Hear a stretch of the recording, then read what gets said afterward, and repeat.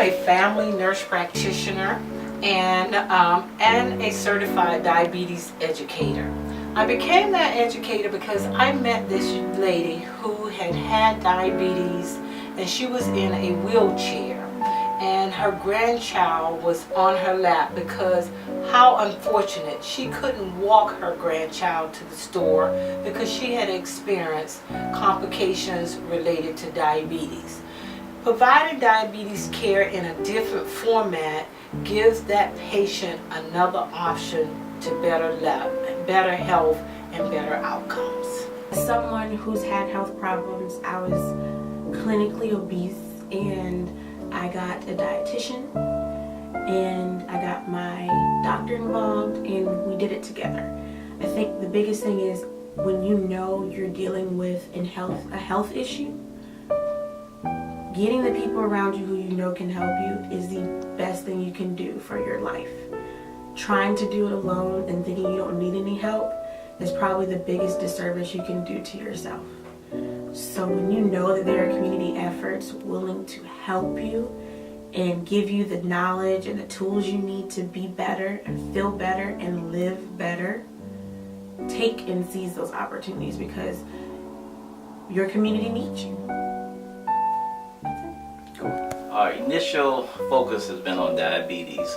It was truly a collaborative effort that took part in putting our group education session for diabetes together. This affects the body in a whole, so I started out with being a diabetic. Probably years into it, went into congestive heart failure. Right now I'm in end-stage renal disease, so my kidneys are now failing, and I'm 39 years old, and it sucks, and if I would have known more about my medicine, truly in taking them, realizing how important blood pressure was, just knowing in whole all the things that were affecting me, and now they're just too late because they've affected me. Diabetes is an epidemic.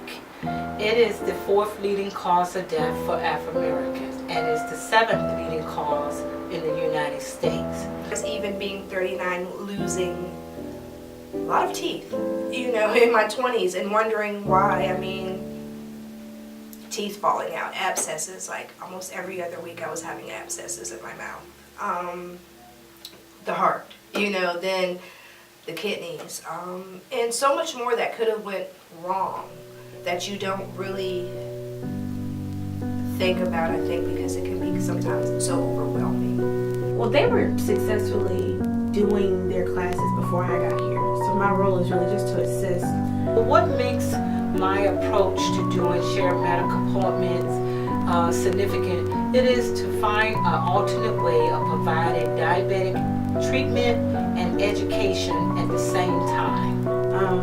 They got a new nurse practitioner, so in teaching her, it's been difficult for them to make sure everything was good downstairs. So I would go, set up the classrooms, make sure that they had everything they needed, so when they got down there, all they had to do was teach. That's it, which is essential because they're seeing patients all day, but they take this time out to teach. The way that primary care associates does the diabetes education on the medical side, and then the nutrition education, it helps to balance a patient's understanding of how to manage their diabetes. So I would like to say go team. They have a great team here. So my first time going into a class, there was so much going on. It was one of the biggest classes we had. There was like 16 people there, the ones that I've seen. 16 people, and I heard Miss Newby do her nutrition counseling. And I think the best part of the class was seeing the individual participants get their aha moment. Like, I can control this. The concept of shared medical appointment is patient-centered and is based on group visits, and it gives the patient a chance to express their ideas in a way that supports their way of living and a way that they can understand. having the time. It is a very time consuming, so I wish I would have had more time and just more education. And out of it all, I wish I would have cared more. I didn't realize how serious it was until now. You know, I shouldn't say now, but I realized how serious it was, but I didn't realize how seriously it could affect me. How did I get in this mess? What did I do? You know, why didn't I listen to my body? It is different from the usual 15-minute diabetes care because the patient in a group visit can talk about what's important to them and not just what's important to the provider. It took the efforts of the physician, nurse practitioner, diabetes educators, medical assistants, pharmaceutical representatives, and their help in obtaining some of the samples that we use. It was truly an effort to put together and been a success from what I can tell. Also, Janet, the CDE, who works with the program, she's amazing. And how she explains everything with the pattern management, with checking your blood sugar, and just being proactive with things. She reaches them at a different level than I think they've been reached, because when you're a patient, you're kind of talked at and not talked to. And they make the whole program more of a conversation as opposed to an office visit. Shared medical appointments at primary care specialists, we have been doing them for about 2 years.